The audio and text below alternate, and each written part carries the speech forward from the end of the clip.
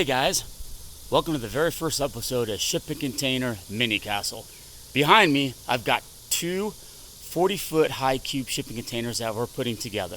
Let's go inside and take a look at what's going on.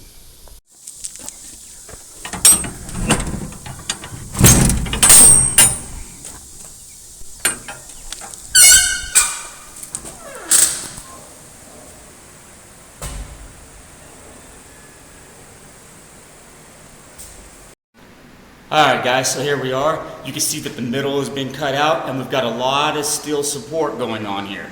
So let's go over that and show you how I did this. So first we'll start off with these 2x2 by 1/4 inch thick square beams. These are to support the ceiling from sagging because we're doing a concrete top, which we'll go on top here in a little bit. We're going to do the concrete patio ceiling on top. And then these beams here, these I-beams, are to support the middle from sagging. So those are the jobs of these steel beams. So let's go and I'll show you how we did it.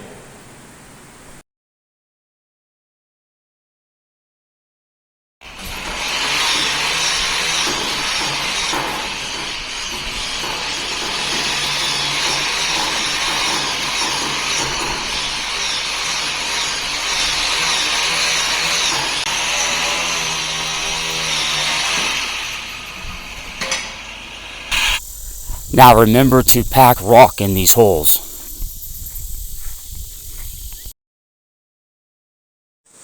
So now we've got our side beams in.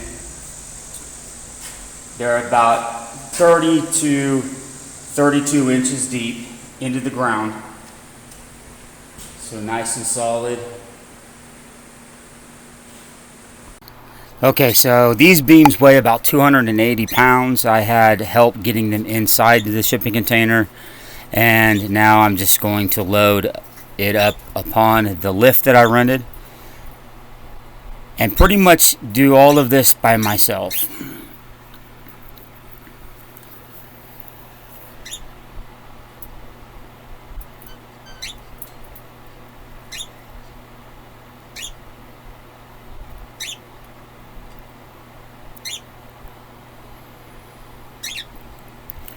Try to get it as even as I can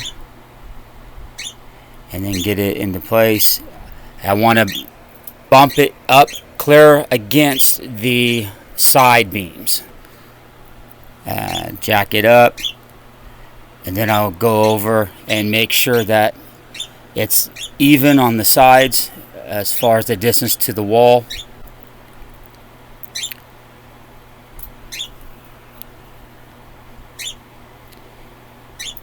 And still jacking it up.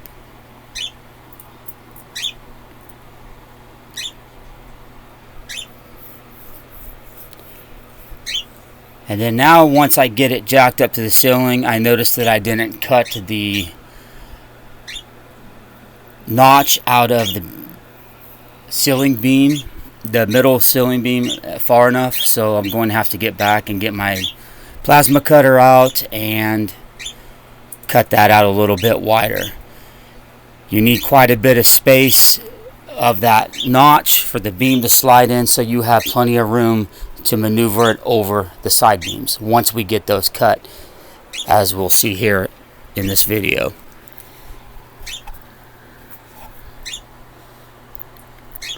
Plasma cutter is awesome. I do recommend investing in one. I found one on Amazon for less than $200. It is a well investment. Now that I've got it cut, I'll just grind it down and get it smoothed up. And make sure it's even on those two main beams.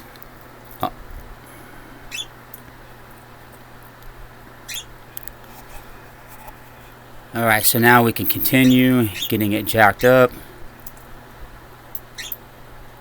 and into position so we can mark the side beams on where we want to cut those. So basically what you want to do is you want to jack it up and get it snug. You want to get it right against that ceiling seam. Don't really want to push it up, but definitely get it snug to where it's touching and tight. And then I'll put the jack stands into place to hold it.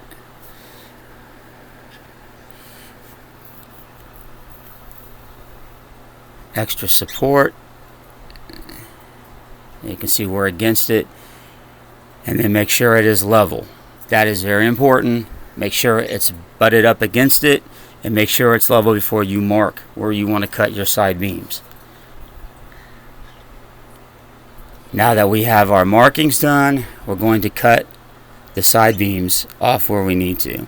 I started with a plasma cutter, get a lot with the plasma cutter, and then I'll finish it off with a cutting wheel. This will take some time. These beams are thick.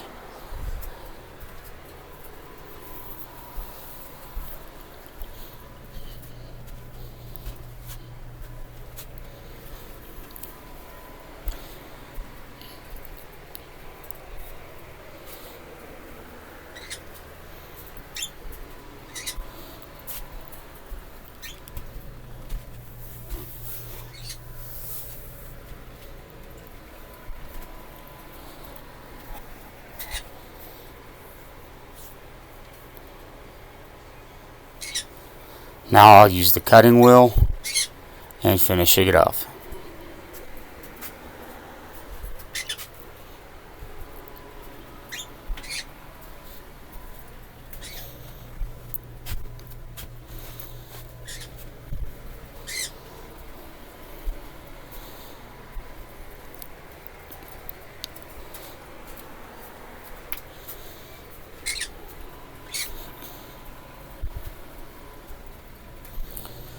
I've also found that if you order your cutting wheels online, they are a lot cheaper. I got 50 wheels for $23 with shipping on Amazon, and these cutting wheels are great. That's less than 50 cents a piece. It took me about 2 cutting wheels to get through this beam with using the plasma cutter.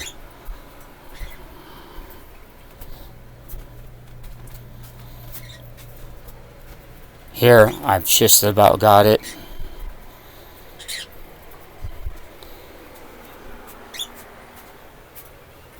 One more little cut there, and boom. And now we'll get the grinding wheel and clean it up. And then just repeat on the other side. Again, just take your time. There is no rush in doing this. You want it to be straight and even. Now that we have both sides complete, we are ready to put the beam back in position. So here we go. We'll put the beam back into position.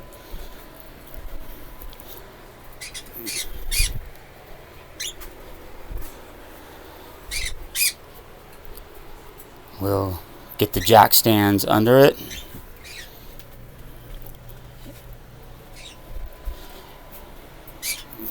Jack up and get it nice and tight, and then get the jack stands even.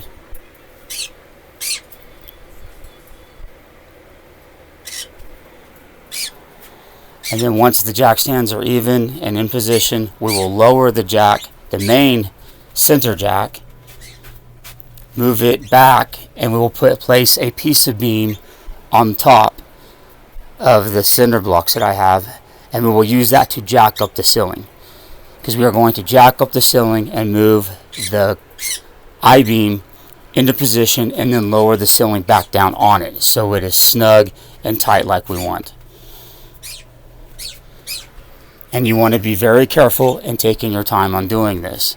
You'll just use the jack stands and kind of just kick them and move them over, keeping an eye on each end as to not to slip off the jack. As seen here, I will lower this jack and move it back over to the other side because I had started to slip the beam off of the right jack stand. that would be devastating if that was to happen. Because again, we have no support in the middle right now. So I am repositioning it to where it is back on that right jack stand. Now that that is secure, I'll put it back and we will start to maneuver it into place.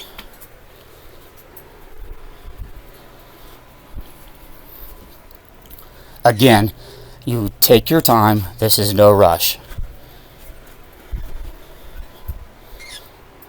But it is really not that difficult to do with the right equipment. As you can see here, I start to just kick the stands gently and moving the I-beam inch by inch into place.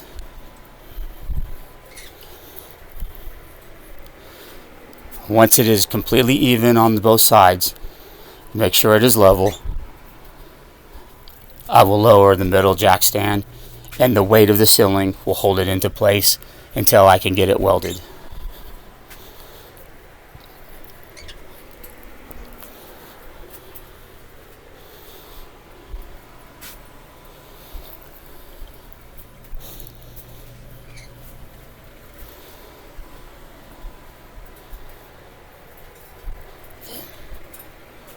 And there we go. It is ready to weld. Well, there you guys go.